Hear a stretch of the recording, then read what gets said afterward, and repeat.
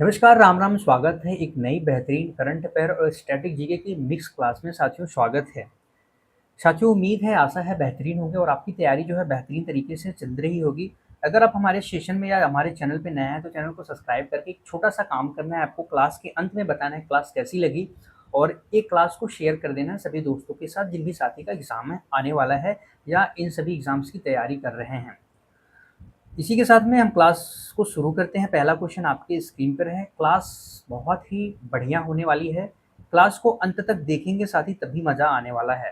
तो पहला क्वेश्चन आपके स्क्रीन पर है। जुलाई 2026 में जो भारतीय नौसेना में शामिल किए गए छठे नीलगिरी क्लास प्रोजेक्ट 17 के तहत जो छठा नीलगिरी क्लास का स्टील्थ फ्रिगेट युद्धपोत शामिल किया गया है उसका नाम क्या है, बताएंगे।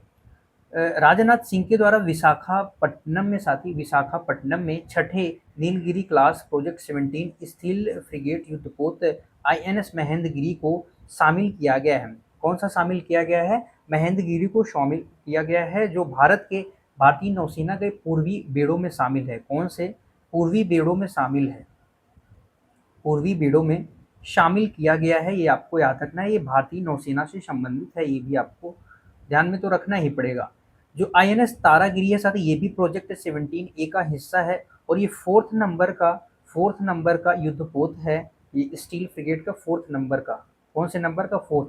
और ये फिफ्थ नंबर का है, ये भी फिफ्थ नंबर का है। प्रोजेक्ट 17 का ही हिस्सा है। ये थोड़ा सा करंट के लिए आपको ध्यान में रखना पड़ेगा।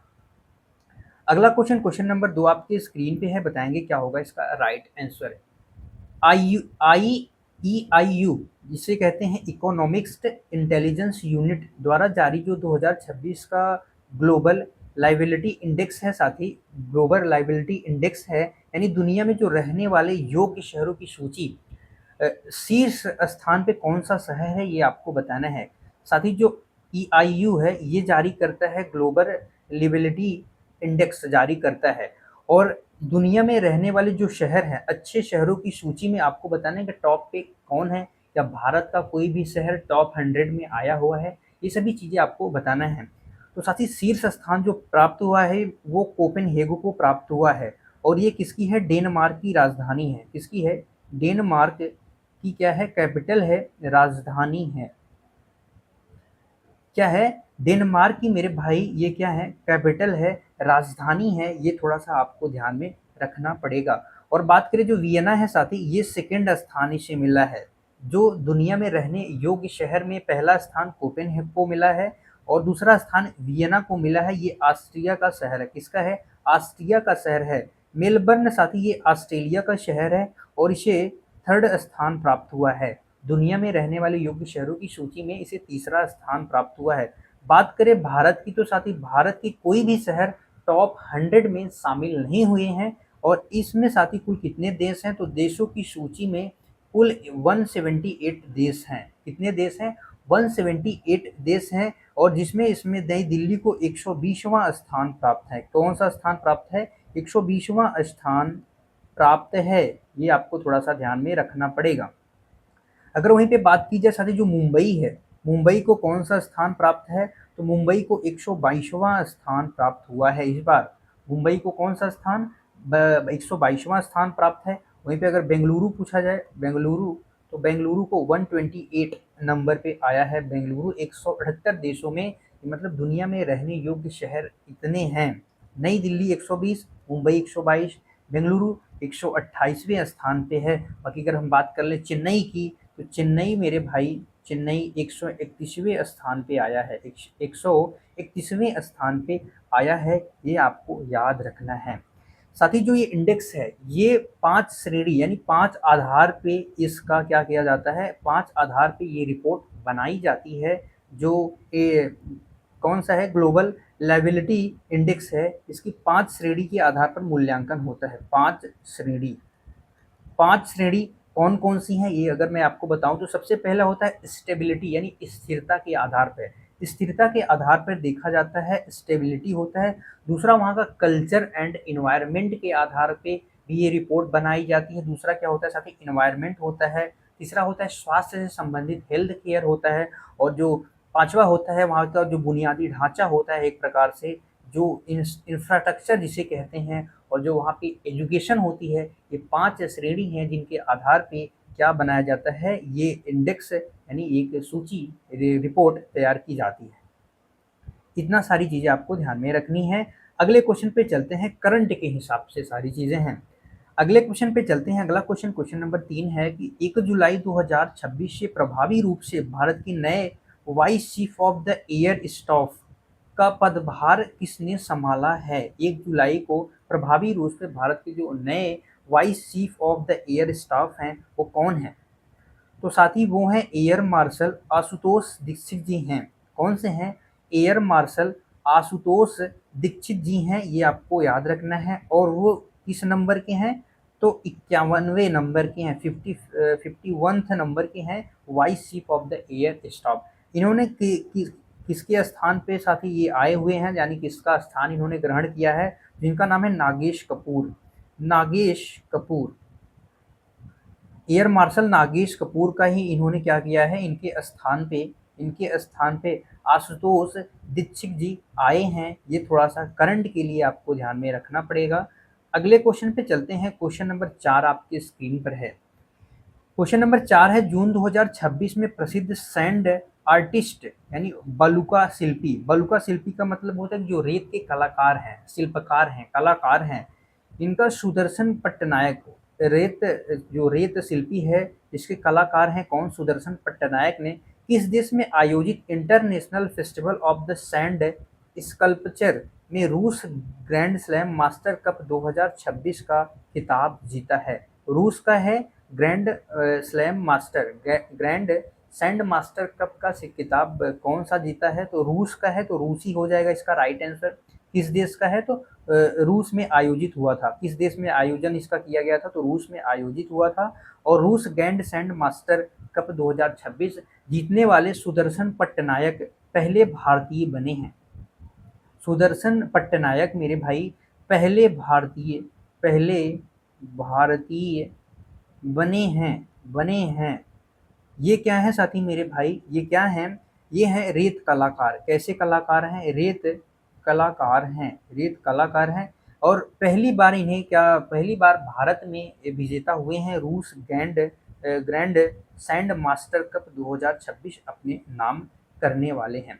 और ये कहाँ के हैं? तो उड़ीसा के प्रसिद्ध रेत कलाकार हैं। किस राज्य के हैं अपने? तो उड़ीसा राज्य के प्रसिद्ध प्रसिद्ध रेत कलाकार हैं। और इसका आयोजन रूस में किया गया था, ये आपको ध्यान में रखना है। पहले भारतीय बने हैं। इस मुद्दे से बहुत ही बढ़िया क्वेश्चन बन सकता है। अगला क्वेश्चन आपके स्क्रीन पर है। केंद्र सरकार के निर्णय के अनुसार भारत के किस पड़ोसी देश के साथ संबंधों को मजबूत करने के लिए वर्ष 2026 में द्विपक्षीय व्यापार को दुगुना करने और सामुद्रिक सुरक्षा वार्ता मरीटाइम सिक्योरिटी डायलॉग शुरू करने की घोषणा की गई है? तो साथ ही नरेंद्र मोदी के द्वारा भारत के जो प्रधानमंत्री हैं और न्यूजीलैंड के जो प्रधानमंत्री हैं उनके द्वारा क्या किया गया? द्विपक्षीय व्यापार को दुगुना करना तथा समुद्री सुरक्षा वार्ता को सुरक्षित करने की घोषणा की गई है। इस क्वेश्चन को आप करंट के हिसाब से बहुत इंपॉर्टेंट देंगे। अच्छे क्वेश्चन। अगला क्वेश्चन क्वेश्चन नंबर 6 आपके स्क्रीन पर है कि उत्तर प्रदेश के किस जिले को धान का कटोरा कहा जाता है? क्या चंदौली को, सिद्धार्थनगर को, गोरखपुर को या कुशीनगर को कहा जाता है? अगर हम बात करें साथी मेरे भाई उत्तर प्रदेश की, तो उत्तर प्रदेश को चीनी का कटोरा कहा जाता है। उत्तर प्रदेश को चीनी का कटोरा कहा जाता है। और बात करें हम भाई उत्तर प्रदेश की, तो उत्तर प्रदेश प्रथम स्थान पे है। किसमें है प्रथम स्थान पे? एक बार ये हम सूची देखेंगे। प्रथम स्थान में है मेरे भाई गेहूं में, प्रथम स्थान है गन्ना में, प्रथम स्थान किसमें है? गन्ना में है, आलू में है, दूध में है। इस सभी में कौन से स्थान पे है? तो उत्तर प्रदेश उत्पादन में सर्वश्रेष्ठ है, प्रथम स्थान पे है। तो धान का कटोरा साथी उत्तर प्रदेश के चंदौली जिलों को कहा जाता है। चंदौली जिले को धान का कटोरा कहा जाता है। सिद्धार्थनगर साथी काला नमक चावल उत्पाद के लिए जाना जाता है। काला नमक चावल के उत्पाद के लिए जाना जाता है। कुछ और जैसे अगर आपसे पूछा जाए जो प्रसिद्ध आंवला है वो प्रतापगढ़ है, प्रतापगढ़ के लिए प्रसिद्ध है जो आंवला है, ये आपको याद रखना है। जो गोरखपुर है साथी, यूपी में सर्वाधिक वर्षा वाला जिला है ये, वर्षा सर्वाधिक वर्षा किस जिले में होती है उत्तर प्रदेश के, तो आप बताएंगे गोरखपुर में होती है। सबसे कम मथुरा में सबसे कम होती है, ये भी आपको थोड़ा सा ध्यान में रखना है। अगर आपसे पूछा जाए, एक बहुत प्रसिद्ध क्वेश्चन है कि पान की खेती सर्वाधिक फेमस है, आप ये समझ सकते हैं कि वो कहाँ से है, तो महोबा से है। पान पान सबसे प्रसिद्ध है महोबा से, पान की खेती यानी महोबा से प्रसिद्ध है, ये आपको याद रखना पड़ेगा। ठीक है, सारी चीज़ें हैं फैक्चुअल हैं, आपको समझने की आवश्यकता है, नोट करने की आवश्यकता है। अगला क्वेश्चन आपके स्क्रीन पे है मेरे भाई, भारतीय संविधान के किस आर्टिकल के तहत समान न्याय और निशुल्क विधिक सहायता, equal justice and free legal aids का प्रावधान जोड़ा गया है? कौन सा आर्टिकल इससे संबंधित है? आर्टिकल 39, आर्टिकल 39 ए, आर्टिकल 40 या आर्टिकल 44 है? तो यहाँ पे जो आर्टिकल 39 है मेरे भाई, ये क्या है, स्वास्थ्य से संबंधित है। किससे संबंधित है? स्वस्थ विकास और क्या है, एवं अवसर से संबंधित है। एवं अवसर से संबंधित प्रावधान किसमें दिए गए हैं? तो आर्टिकल 39 में दिए गए हैं। और जो समान न्याय और निःशुल्क विधिक सहायता है वो आर्टिकल 39A का हिस्सा है, इससे संबंधित है। साथ ही जो 39A है, ये 42वां जो संविधान संशोधन हुआ था, कॉन्स्टिट्यूशन अमेंडमेंट हुआ था 1976 के द्वारा, ये आर्टिकल क्या हुआ था, जोड़े गए थे। 42वें संविधान संशोधन के तहत मेरे भाई डीपीएसपी जो है, 4 डीपीएसपी कुल जोड़े गए थे। कुल कितने?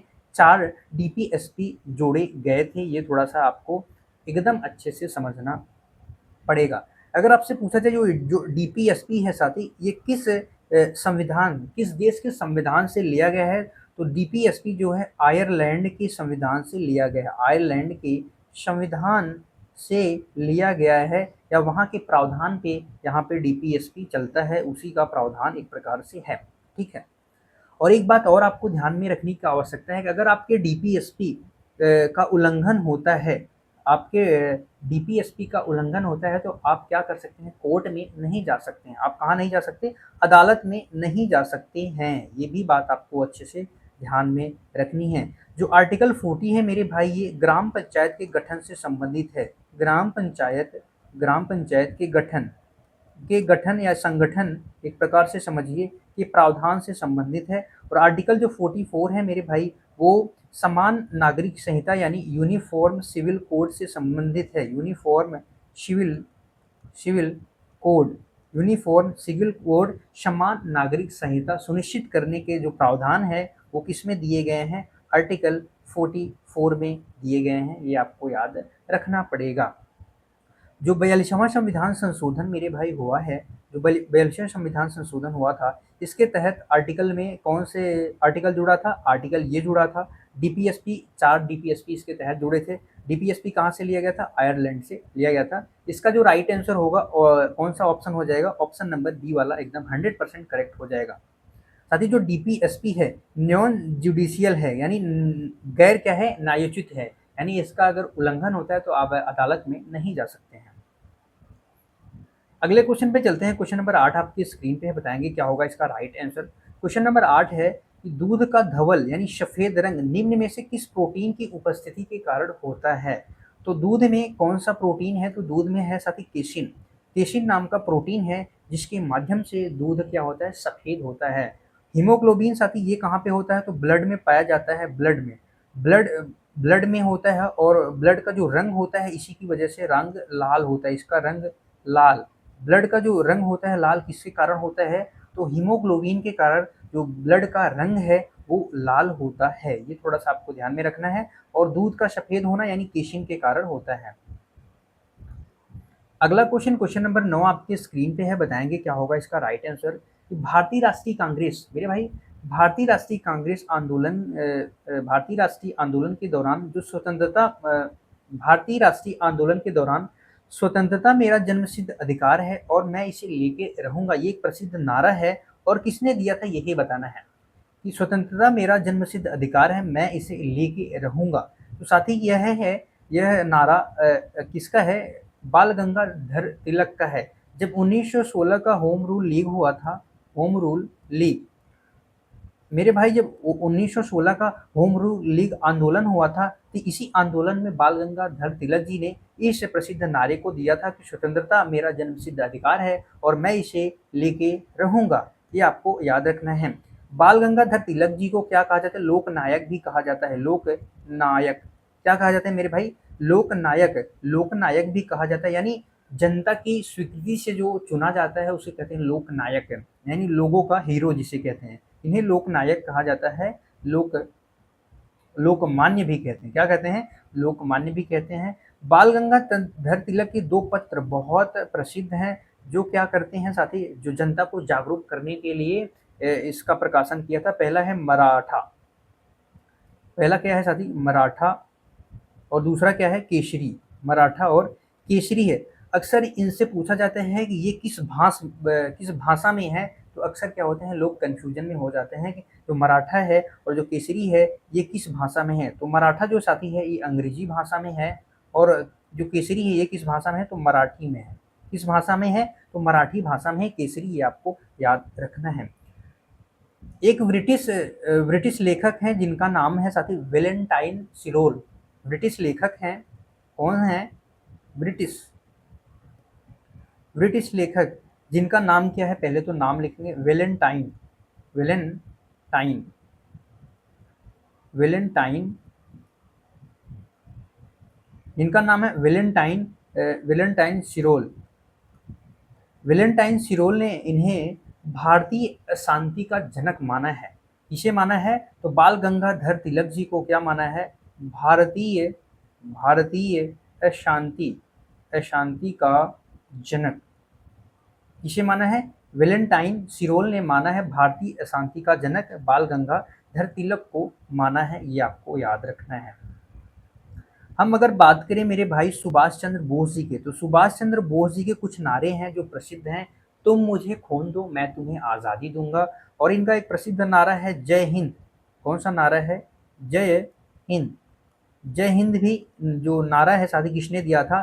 तो इन्होंने ही नारा दिया था। इसके अलावा दिल्ली चलो, दिल्ली चलो, तुम मुझे खून दो, मैं तुम्हें आज़ादी दूंगा, जय हिंद, दिल्ली चलो, ये सुभाष चंद्र बोस जी का ही नारा है। ये आपको थोड़ा सा ध्यान में रखना है।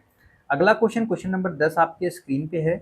सौरमंडल का सबसे गर्म ग्रह, हॉटेस्ट प्लैनेट कौन सा है? क्या बुध है, शुक्र है, मंगल है, या बृहस्पति है? साथी एक बेल्ट है जिसका नाम है क्षुद्र ग्रह बेल्ट। क्षुद्र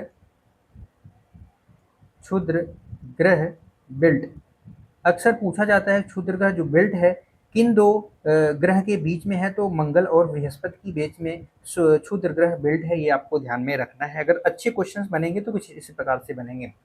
सबसे गर्म ग्रह की बात की जाए तो शुक्र ग्रह है। शुक्र ग्रह मेरे भाई सबसे गर्म ग्रह है। इसके अलावा सबसे चमकीला ग्रह, सबसे चमकीला चमकीला ग्रह कौन सा है? इवनिंग स्टार अगर आपसे पूछा जाए, इवनिंग स्टार। मॉर्निंग स्टार आपसे पूछा जाए, मॉर्निंग स्टार। ये भी कौन सा है? तो मॉर्निंग स्टार, इवनिंग स्टार। ये सभी स्टार वाले जो पदवी लेके बैठा है, सबसे गर्म ग्रह, सबसे चमकीला ग्रह, सभी शुक्र ग्रह है। ये सभी क्या है? शुक्र ग्रह के उपाधि हैं, या शुक्र ग्रह को जाना जाता है। बुध ग्रह साथी सबसे छोटा ग्रह है, सबसे छोटा ग्रह। और इसके अलावा सूर्य के सबसे निकट भी है। सूर्य के सबसे निकट सूर्य के सबसे निकट ग्रह कौन सा है? तो बुध ग्रह बेल्ट है। बुध ग्रह, सॉरी, बेल्ट नहीं है। बृहस्पति जो है सबसे बड़ा ग्रह है। सबसे बड़ा ग्रह कौन सा है मेरे भाई? तो बृहस्पति ग्रह सबसे बड़ा ग्रह है। बृहस्पति ग्रह को क्या कहते हैं? पीला ग्रह भी कहते हैं। क्या कहते हैं? पीला ग्रह भी कहते हैं। समझ में आया? अगले क्वेश्चन पे चलते हैं। क्वेश्चन नंबर 11 आपके स्क्रीन पर है कि प्रसिद्ध जो सैयद सलार मेला है उत्तर प्रदेश के किस जिले में आयोजित किया जाता है? सैयद सलार मेला उत्तर प्रदेश के किस जिले में आयोजित किया जाता है? बहराइच, बाराबंकी, फतेहपुर सीकरी, या गोंडा? साथ ही उत्तर प्रदेश वैसे तो कहा जाए तो मेले बहुत सारे प्रसिद्ध मेले का आयोजन यहाँ पे किया जाता है, लेकिन जो सैयद सलार मेला है जिसे हम गाजी मेला के नाम से जाना जाता है, गाजी मेला, या मेरे भाई जेठ मेला के नाम से जाना जाता है, जेठ मेला, ये कहाँ पे आयोजित किया जाता है? तो बहराइच में आयोजित किया जाता है। ऑप्शन नंबर ए वाला 100% यहाँ पे आपका राइट हो जाएगा। अगर आपसे पूछा जाए देवा शरीफ मेला, देवा शरीफ, देवा शरीफ मेला ये कहाँ पे आयोजित होता है? तो बाराबंकी में आयोजित होता है। देवा मेला के नाम से भी जाना जाता है। अगर आपसे पूछा जाए देवा शरीफ या देवा मेला, ये दोनों साथी बाराबंकी में आयोजित किए जाते हैं। ये ठीक है, ये आपको याद रखना है। इसके अलावा अगर हम बात करें कुछ प्रसिद्ध मेले, जैसे यहाँ पे आप लिख देंगे बटेश्वर मेला, बटेश्वर मेला ये कहाँ पे आयोजित किया जाता है? तो मेरे भाई ये आगरा में आयोजित किया जाता है बटेश्वर मेला का आयोजन। बटेश्वर मेला को ऊंट मेला के नाम से भी जाना जाता है। किस मेला के नाम से? ऊंट मेला, ऊंटों का मेला लगता है, इसे ऊंट मेला के नाम से भी जानते हैं बटेश्वर मेला को। इसके बाद बात करें सुलह, सुलह कुल उत्सव, सुलह कुल उत्सव ये कहाँ पे आयोजित किया जाता है? तो मेरे भाई ये भी आगरा में आयोजित किया जाता है। आपसे पूछा जाए नौचंदी मेला, नौचंदी मेला ये कहाँ पे आयोजित होता है? तो मेरठ, जो खेल नगरी के नाम से जाना जाता है, मेरठ में आयोजित किया जाता है। और 1857 की जो क्रांति है उसकी भी जन्मस्थली कौन माना जाता है? तो मेरठ भी माना जाता है और खेल नगरी के रूप में भी जाना जाता है। प्रसिद्ध मेला है जिसका नाम है महाकुंभ उत्सव, महाकुंभ या आपसे पूछा जाए कुंभ, महाकुंभ या कुंभ ये कहाँ पे आयोजित होता है? तो मेरे भाई प्रयागराज में आयोजित किया जाता है। प्रयागराज में गंगा यमुना सरस्वती नदियों का संगम होता है और ये दुनिया का सबसे बड़ा धार्मिक मेला है। क्या है? दुनिया का सबसे बड़ा धार्मिक मेला, सबसे बड़ा धार्मिक मेला कहाँ पे आयोजित किया जाता है? प्रयागराज में, जिसको महाकुंभ या कुंभ के नाम से हम जानते हैं। ये आपको ध्यान में रखना है मेरे भाई। समझ में आया? स्क्रीनशॉट ले लेंगे। अगले क्वेश्चन पे चलते हैं। क्वेश्चन नंबर 12 आपकी स्क्रीन पे है। भारतीय संविधान का कौन सा अनुच्छेद, आर्टिकल आपको बताना है कि भारत के नियंत्रण और महालेखा, जिसको CAG कहते हैं, कंप्ट्रोलर एंड एडिटर जनरल के पद का प्रावधान करता है? ये बताना है आपको। कौन है भारत के नियंत्रक एवं महालेखा परीक्षक के पद का प्रावधान कौन सा आर्टिकल करता है? तो साथी इसके लिए जो आर्टिकल है आर्टिकल 148 है। कौन सा आर्टिकल है? 148 है। इसके तहत क्या किया जाता है कि भारत के राष्ट्रपति द्वारा, किसके द्वारा? भारत के राष्ट्रपति द्वारा CAG की नियुक्ति की जाती है आर्टिकल 148 के तहत। और इसके ही द्वारा 6 से 65 वर्ष की आयु भी निर्धारित की जाती है। क्या निर्धारित की जाती है? 6 से 65 वर्ष, जो पहले हो 6 वर्ष या 65 वर्ष, उसकी भी क्या होती है? समय सीमा भी निर्धारित की जाती है और इसकी नियुक्ति राष्ट्रपति के द्वारा की जाती है। ये आपको ध्यान में रखना है, ठीक है। अगर आपसे पूछा जाए जो CAG है, CAG को साथी जो सार्वजनिक धन है, सार्वजनिक धन का रक्षक भी माना जाता है। सार्वजनिक धन का रक्षक भी कहा जाता है। यानी सार्वजनिक के जो धन है उनके रक्षक भी कौन माने जाते हैं? तो CAG को माना जाता है। जो आर्टिकल 76 है मेरे भाई, वो किससे संबंधित है? वो अटॉर्नी जनरल से संबंधित है, AG से संबंधित है। अटॉर्नी जनरल न्यायवादी से संबंधित है। ये भी साथी राष्ट्रपति के पर्यंत काम करते हैं। जो अटॉर्नी जनरल होते हैं ये भारत का सबसे बड़ा वकील होता है। भारत का सबसे बड़ा वकील मेरे भाई कौन होता है? भारत का जो सबसे बड़ा वकील है वो कौन होता है? तो अटॉर्नी जनरल होते हैं, महान्यायवादी होते हैं, राष्ट्रपति के पर्यंत काम करते हैं। आर्टिकल 76 के तहत इसका प्रावधान है, इसका उल्लेख किया गया है। जो आर्टिकल 110 है धन विधेयक का उल्लेख है इसमें। किसका है? धन विधेयक। और धन विधेयक सबसे पहले कहाँ पे पेश होता है मेरे भाई? तो लोकसभा में पेश किया जाता है और इसका उल्लेख, इसकी परिभाषा आर्टिकल 110 में दिया गया है। आर्टिकल 324 मेरे भाई है इलेक्शन कमीशन ऑफ इंडिया से संबंधित है। Election commission of India, Bharat निर्वाचन आयोग के जो प्रावधान है वो किस आर्टिकल में दिया गया है? तो आर्टिकल 324 में दिया गया है। ये आपको ध्यान में रखना है। ये सारे आर्टिकल आपको अच्छे से समझना पड़ेगा। अगला क्वेश्चन है क्वेश्चन नंबर 13 आपके स्क्रीन पर। जो प्रसिद्ध विक्रमशिला विश्वविद्यालय है इसकी स्थापना किस पाल शासक ने करी थी? क्या गोपाल ने, धर्मपाल ने, देवपाल ने या महिपाल ने? अगर आपसे पूछा जाए जो पाल वंश है मेरे भाई, पाल वंश इसके संस्थापक यानी इसकी स्थापना किसने करी थी? तो पाल वंश की स्थापना गोपाल ने करी थी। किसने करी थी? पाल वंश की स्थापना गोपाल ने करी थी, ये आपको ध्यान में रखना है। और कब करी थी मेरे भाई? तो 750 ईस्वी के आसपास इसकी स्थापना करी थी। और वहीं पे अगर हम बात करें, जो प्रसिद्ध विक्रमशिला विश्वविद्यालय है, इसका निर्माण 8वीं शताब्दी से लेकर 9वीं शताब्दी के बीच, इसके बीच में इसका निर्माण हुआ था। और किसने किया था? तो धर्मपाल ने किया था। ऑप्शन नंबर यहाँ पे बी 100% आपका करेक्ट हो जाएगा।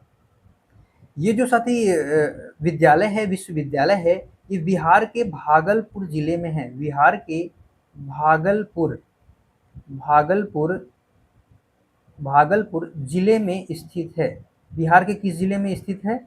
तो भागलपुर, बिहार के भागलपुर जिले में स्थित है। ये आपको थोड़ा सा ध्यान में रखना है।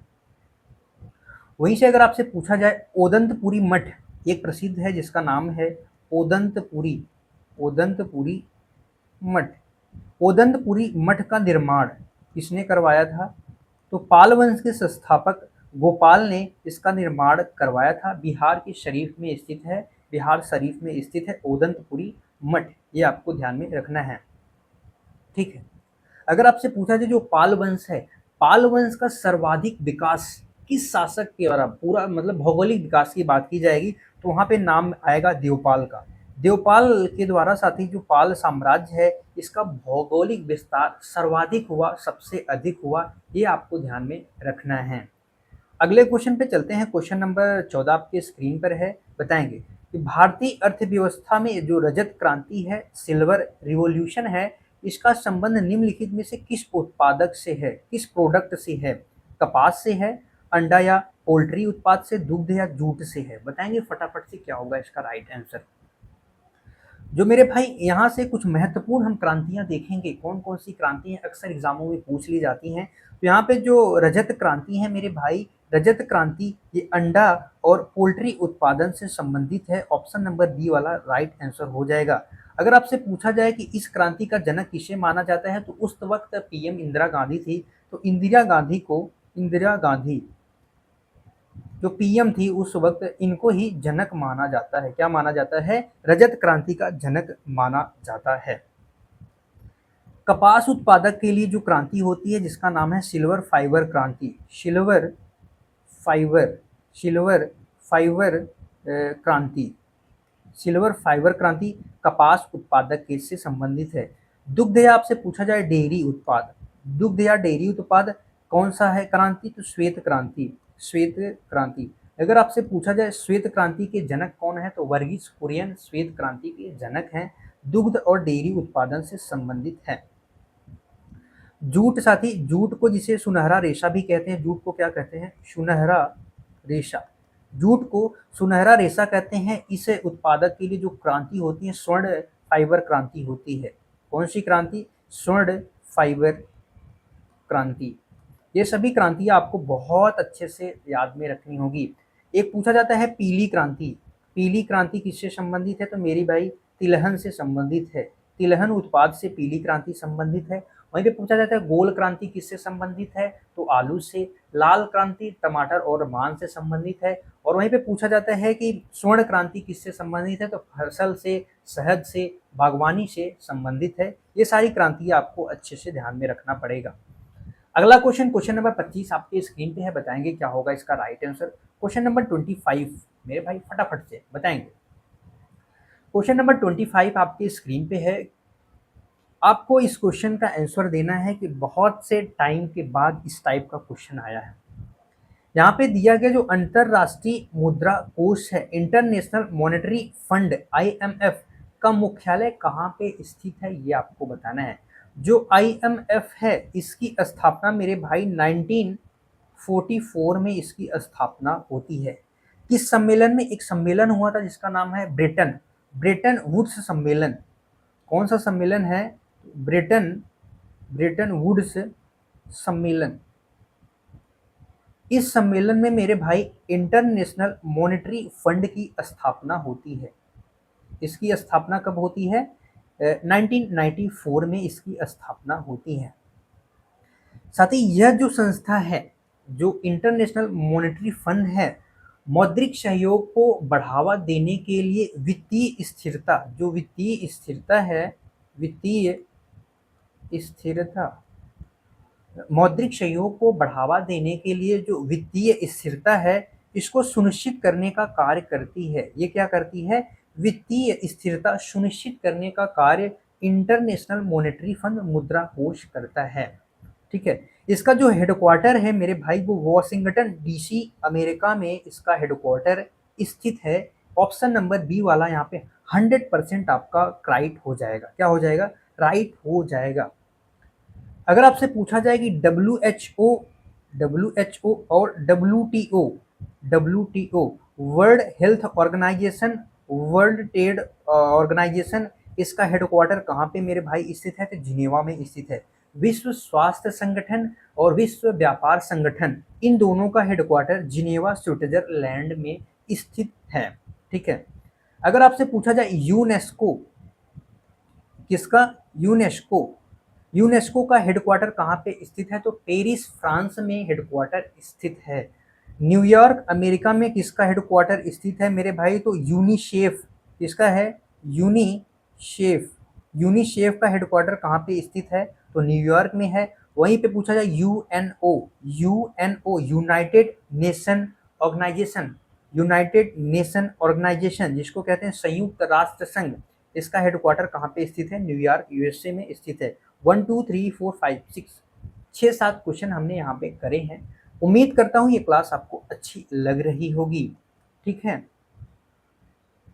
ये आज का था हमारा आखिरी क्वेश्चन, आपके स्क्रीन पे था। क्लास को अगर आपने अंत तक देखा है तो आपके लिए बहुत बहुत धन्यवाद है और शुभकामनाएं हैं, कि अग्रिम शुभकामनाएं हैं कि आप अपने एग्जाम में सफल हों। तो ये हमारा छोटा सा टेलीग्राम चैनल है, आप इसे ज्वाइन कर सकते हैं।